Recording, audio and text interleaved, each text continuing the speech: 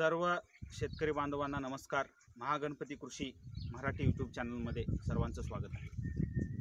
तर आज 45 दिवस झालेले आहेत. ह्या कलिंगडच्या प्लॉटला 45 दिवस झालेले आहेत.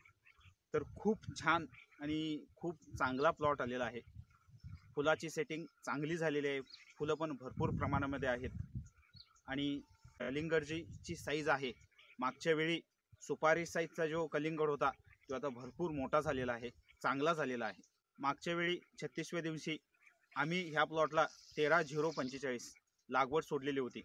तर त्या 13-0-45 लागवडीचं वैशिष्ट्य हे आहे की जी कलिंगडची साईज होती, कलिंगड फळाची जी साईज होती ती खूपच वाढलेली आहे, साईज जास्त झालेली आहे. तर 13-0-45 वापरल्याने कलिंगडची साईज आहे ती जास्त होते, मोठी होते.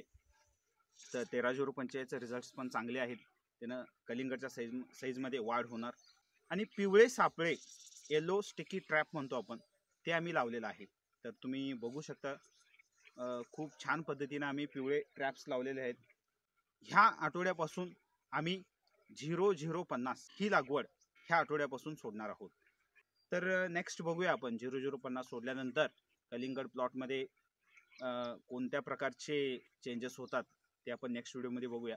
आणि एक महत्त्वाची गोष्ट म्हणजे आज आम्ही बॅक्टेरियाचे डोस जे आहेत, नायट्रोजनचे बॅक्टेरिया, फॉस्फरसचे बॅक्टेरिया आणि पोटॅशचे बॅक्टेरिया जे आहेत ते आम्ही आज ह्या प्लॉटला सोडणार आहोत. बॅक्टेरिया सोडल्याने काय होतं की जे नायट्रोजन, फॉस्फरस आणि पोटॅश आपल्या जमिनीमध्ये असतं ते काय होतं, बॅक्टेरिया अवेलेबल करून देतात, आपल्या कलिंगड प्लॅन्टला अवेलेबल करतात.